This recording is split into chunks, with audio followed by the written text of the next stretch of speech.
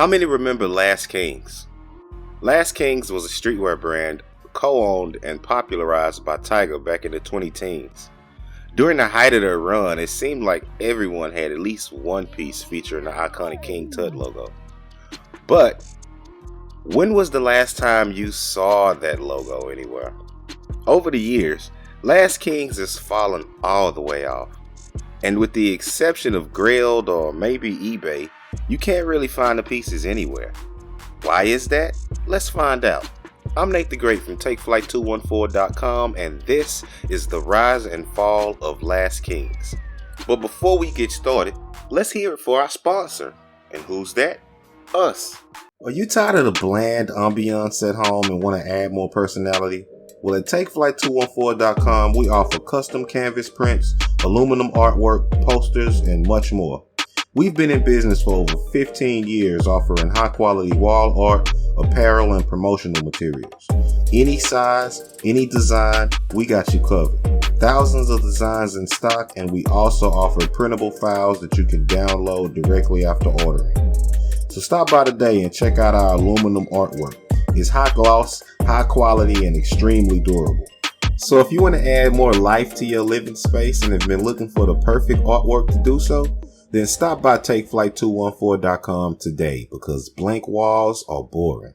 You know the routine. Smash that like button because it helps us out in the YouTube search rankings so that we can continue to grow and spread the message. But with that being said, now let's jump right in. The story of Last Kings is a very eventful one. It was started in 2013 by Tyga and, as reports go, Chun Lee, who is an absolute enigma, by the way. I've seen some sources say that Lee is a man, others cite that it's a woman. There are reports that Tyga stole the idea after having sex with Lee, which would kind of lean more to the fact that it's a woman, right? But with Tyga's track record, I don't really know if we could be so sure just because of that. I couldn't find any pics online, and the only info on Lee that is out there is on the lawsuit that was filed. But we'll get into that a bit later, so stay tuned. If anyone has more info on Chun Lee, hit us up in the comment section and let us know. But anyway, the brand was started in what could be called the golden age of streetwear. This was a time when the ground had been previously laid by the pioneer brands, and street fashion as a genre was in full swing. In the early 2000s, urban fashion made a transformation away from the super baggy pseudo-prep look and into rapper-endorsed brands. And by that, I mean literally every rapper that reached a certain level of popularity had a clothing line. But without going into that whole story again, the late 2000s saw street fashion change hands into the more grassroots brand. The 2010s was sort of a second-gen version of this run, and this is the environment that Last Kings would enter into. They never really had to grind as much as some of the other brands that we've covered because Tyga was at the height of his popularity at this time as well. So, soon after it was launched, it took off in pop culture. Testament to this fact is that only a few months after launching the brand, Last Kings would open a flagship store on Melrose in Fairfax in Los Angeles, which at this time rent had long began to go up there, so I'm pretty sure that couldn't have been too cheap in and of itself. And not to mention Tyga, who was no stranger to ridiculously insane overspending, was reported to have spent an estimated $120,000 on decorating the store alone. Don't get me wrong, the store was marvelous. There was a realistic mummy tomb and a recreation of the Sistine Chapel on the ceiling. The brand's website stated that it was inspired by the love of Egyptian culture and the belief that everyone could be a king, and this showed through in the design and aesthetic of the store. Both the brand and the store itself exemplified what Tyga based his career off of: extreme opulence. The pieces mainly consisted of lots of gold and visible inspiration from Versace. But the most prized pieces were the brand logo snapbacks and shirts. Around this time, snapbacks had made a comeback. We discussed in our teaser video how in the early 2010s, retro snapbacks had made a return in a major way. And by the time Last Kings came around, the snapback trend had moved from retro team hats and into streetwear branded ones. The Last Kings snapback were iconic. I remember seeing so many of these hats all over the place. And in fact, I would see way more people wearing the 3 colorways of the hat than any of the other pieces. As for the clothing offerings, they were okay. Unlike Tisa, Last Kings at least tried to do a full clothing run rather than simply relying on the popularity of the snapbacks. But they were never really all that memorable. They experimented with cut and sew a bit and had a Last Kings logo design that basically ripped off the Medusa head logo. But this was pretty popular at the time and they weren't the only ones doing it, so I guess it's okay.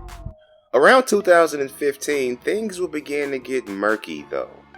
Trouble began to arise for Tyga in his rap career and with the brand. He would end up leaving YMCMB, the label owned by Lil Wayne that Tyga had been signed to, and launched his own label under the Last King moniker.